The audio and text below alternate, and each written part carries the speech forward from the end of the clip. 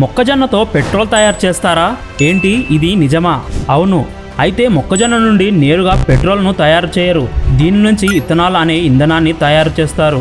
ఈ ఇథనాల్ను పెట్రోల్తో 20% కలిపి వాహనాల్లో ఇంధనంగా ఉపయోగిస్తారు. దీనిని ఇథనాల్ బ్లెండెడ్ పెట్రోల్ అని అంటారు.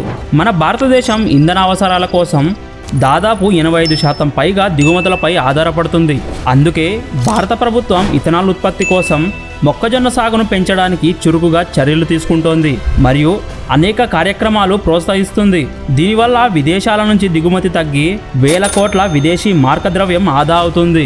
అలాగే మొక్కజొన్న పంటకు స్థిరమైన మెరుగైన మార్కెట్ ధర లభిస్తుంది. పంట పండించే రైతులకు అదనపు ఆదాయం లభిస్తుంది మరియు దేశంలో ఇథనాల్ ఫ్యాక్టరీలు ఎక్కువైతే గ్రామాల్లో కొత్త ఉద్యోగాలు వచ్చి ఆ ఊరి ఆర్థిక పరిస్థితి మెరుగుపడుతుంది. చూశారు కదా మొక్కజొన్న వల్ల ఎంత లాభమో. మా తర్వాత వీడియోలో మొక్కజొన్నతో ఇథనాల్ బ్లెండెడ్ పెట్రోల్ ఎలా తయారు చేస్తారో చూద్దాం.